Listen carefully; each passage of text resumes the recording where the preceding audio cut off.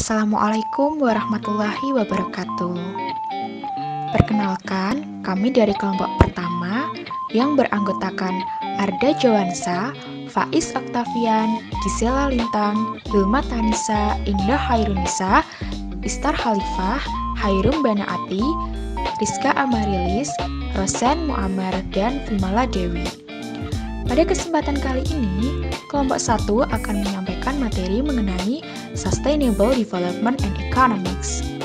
Sustainable Development atau pembangunan berkelanjutan merupakan proses pembangunan kota, bisnis, sosial, lahan, dan masyarakat, di mana proses dalam pembangunan tersebut memenuhi kebutuhan saat ini tanpa mengorbankan pemenuhan kebutuhan generasi di masa mendatang.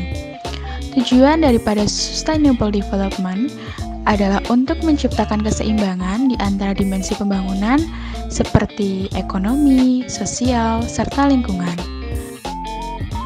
Terdapat 14 kajian dalam Sustainable Development. Yang pertama, kemiskinan. Kedua, tata kelola pemerintahan. Ketiga, kesehatan. Keempat, pendidikan. Kelima, demografi. Keenam, bencana alam. Ketujuh, atmosfer. Kedelapan, lahan. Ke-9 laut dan pesisir, ke-10 air tawar, 11 keanekaragaman hayati, 12 pembangunan ekonomi, 13 kerjasama ekonomi global, dan yang terakhir adalah mengenai pola konsumsi dan produksi.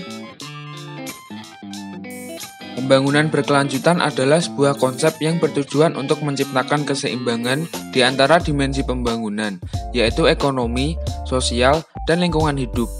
Unsur-unsur pendukungnya yaitu sumber daya manusia, sumber daya alam, dan teknologi harus bersinergi agar tidak terjadi ketimpangan antar dimensinya, yaitu pertumbuhan ekonomi, inklusi sosial, serta perlindungan terhadap lingkungan hidup.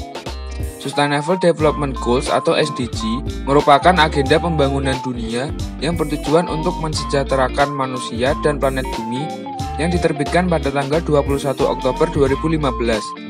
Rencana pembangunan ini disepakati oleh berbagai negara dalam Forum Perserikatan Bangsa-Bangsa. Berbeda dengan MDG yang hanya memiliki 8 tujuan, SDG mempunyai 17 tujuan pembangunan berkelanjutan dengan 169 target dan 241 indikator. Oleh karena itu, SDG memiliki cakupan yang lebih luas dan akan mampu lebih tanggap atas penyebab utama kemiskinan serta kebutuhan universal. SDG hasil deklarasi berisi 17 goals. SDG juga memiliki 166 target dengan indikator terukur, yang 61 diantaranya berupa cara pelaksanaan atau means of implementation. SDG memiliki 5 fondasi utama, yaitu manusia, planet, kesejahteraan, perdamaian, dan kemitraan, yang ingin mencapai 3 tujuan mulia di tahun 2030 berupa mengakhiri kemiskinan, mencapai kesetaraan, dan mengatasi perubahan iklim. 17 goals yang dimiliki SDG diantaranya 1. Tanpa kemiskinan 2. Tanpa kelaparan 3. Kesehatan yang baik dan kesejahteraan 4. Pendidikan berkualitas 5. Kesetaraan gender 6. Air bersih dan sanitasi 7. Energi bersih dan terjangkau 8. Pertumbuhan ekonomi dan pekerjaan yang layak 9. Industri, inovasi, dan infrastruktur 10. Mengurangi kesenjangan 11. Keberlanjutan kota dan komunitas 12. Konsumsi dan produksi bertanggung jawab 13. Aksi terhadap iklim 14. Kehidupan bawah laut 15. Kehidupan di darat 16. Institusi peradilan yang kuat dan kedamaian 17. Kemitraan untuk mencapai tujuan.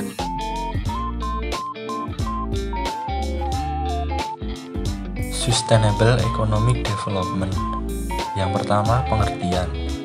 Pembangunan ekonomi berkelanjutan atau program peningkatan ekonomi dengan prinsip berkelanjutan merupakan satu dari 3 isu utama pembangunan berkelanjutan, dikenal sebagai ekonomi hijau atau PEB.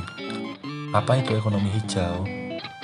Ekonomi hijau merupakan pembangunan ekonomi dengan memperhatikan prinsip-prinsip lestari dalam peningkatan kesejahteraan manusia dan kesejahteraan sosial. Yang kedua yaitu fungsi. Fungsi meliputi fungsi umum dan spesifik. Fungsi umum yaitu meningkatkan pendapatan ekonomi negara sekaligus upaya mengurangi kerusakan lingkungan. Fungsi spesifik yaitu menjadi rujukan penyusunan rencana pembangunan jangka menengah nasional tahun 2015 sampai 2019. RPJMN 2015 sampai 2019 yaitu pedoman bagi kementerian atau lembaga dalam menyusun rencana strategi kementerian atau lembaga, Renstra KL, dan bahan pertimbangan bagi pemerintah daerah dalam menyusun atau menyesuaikan rencana pembangunan daerah masing-masing. Yang ketiga adalah indikator. Indikator PEB yang digunakan antara lain yang pertama PDB atau Produk Domestik Bruto sebagai tolak ukur aktivitas perekonomian domestik. Yang kedua yaitu investasi atau sebagai salah satu komponen dari pendapatan nasional. Yang ketiga yaitu utang luar negeri sebagai penerimaan atau pemberian yang dapat digunakan untuk meningkatkan investasi guna menunjang pertumbuhan ekonomi. Yang keempat, tabungan bruto sebagai fungsi dari pendapatan. Yang kelima adalah inflasi atau tolak ukur terjadinya pertumbuhan ekonomi. Yang keenam, angkatan kerja atau sebagai subjek dan objek pembangunan. Yang ketujuh, sektor pariwisata yang berfungsi mendatangkan devisa bagi negara dalam jumlah besar. Dan yang terakhir adalah akses internet atau dan telepon sebagai patokan dalam klasifikasi daerah maju dan tertinggal. Keempat adalah aspek yang harus diperhatikan dalam pelaksanaan pembangunan ekonomi berkelanjutan. Yang pertama, masyarakat terutama kawasan tertinggal sebagai partisipan. Pemberian edukasi mengenai pembangunan ekonomi berkelanjutan sebagai langkah penguatan program penumbuhan kesadaran diri. Yang kedua, pemerataan ekonomi. Hal ini bisa dilakukan dengan pemberdayaan ekonomi kerakyatan seperti pengoptimalan UMKM dan koperasi daerah.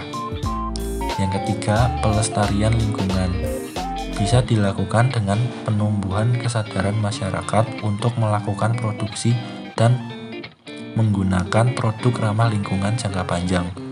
Yang keempat, integrasi sosial dilakukan dengan menyesuaikan keadaan masyarakat serta daerah dan meninjau dari adanya budaya atau keanekaragaman struktur sosial.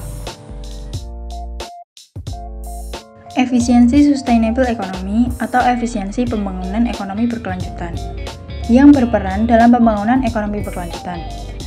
Yang pertama yaitu pemerintah pusat dan pemerintah daerah. Efisiensi ini tidak akan berjalan lancar apabila dari pemerintah pusat tidak memberikan amanat pada pemerintah daerah untuk memberdayakan masyarakat. Keberhasilan dari pembangunan berkelanjutan tidak hanya bergantung pada sektor ekonomi, melainkan perlu adanya campur tangan dari pemegang kekuasaan. Dalam hal ini, pemerintah guna mengimplementasikannya pembangunan berkelanjutan sehingga tercapai pemerataan kesejahteraan. Yang kedua yaitu masyarakat. Peran serta masyarakat adalah sebagai bagian sentral dalam strategi pembangunan dalam segala bidang. Apabila masyarakat mulai berperan serta dalam seluruh aspek pembangunan, yaitu mulai dari proses pengambilan keputusan, pelaksanaan, pengawasan, evaluasi, hingga penerimaan manfaat, maka tujuan-tujuan pembangunan akan tercapai pula dengan sendirinya. Alasan diperlukannya pembangunan ekonomi berkelanjutan yaitu adanya efisiensi untuk mengoptimalkan pembangunan berkelanjutan yang sesuai dengan SDGs and Goals yang sebelumnya sudah dijabarkan. Alasan efisiensi pembangunan berkelanjutan antara lain yaitu agar dapat mencapai suatu hasil atau tujuan yang sesuai dengan apa yang diharapkan, mengurangi dan menghemat penggunaan sumber daya dalam melakukan kegiatan, mengoptimalkan penggunaan sumber daya yang dimiliki sehingga tidak ada yang dibuang percuma, untuk meningkatkan kinerja satuan unit kerja sehingga outputnya semakin optimal agar mengoptimalkan keuntungan atau laba yang mungkin didapatkan. Cara mengukur efisiensi yang pertama, terdapat output yaitu pendaya gunaan UMKM serta peningkatan indikator-indikator yang sebelumnya sudah dijelaskan. Yang kedua, tercapainya masyarakat yang berdaya dalam pengembangan ekonomi daerah dan pelestarian lingkungan ditinjau dari peningkatan pendapatan daerah dan juga penghijauan daerah. Selanjutnya yaitu cara menyukseskan dan tolak ukur keberhasilan pembangunan ekonomi berkelanjutan adalah sebagai berikut. Yang pertama, berorientasi untuk pertumbuhan yang mendukung secara nyata tujuan ekologi, sosial, dan ekonomi. Yang kedua, memperhatikan batas-batas ekologis dalam konsumsi materi dan memperkuat pembangunan kualitatif pada tingkat masyarakat dan individu dengan distribusi yang adil. Yang ketiga, perlunya campur tangan pemerintah, dukungan, dan kerjasama dunia usaha dalam upaya konservasi dan pemanfaatan yang berbasis sumber daya. Yang keempat, bergantung pada pendidikan, perencanaan, dan proses politik yang terinformasikan, terbuka, dan adil dalam pengembangan teknologi dan manajemen. Dan yang terakhir, mengintegrasikan biaya sosial dan biaya lingkungan dari dampak pembangunan ke dalam perhitungan ekonomi.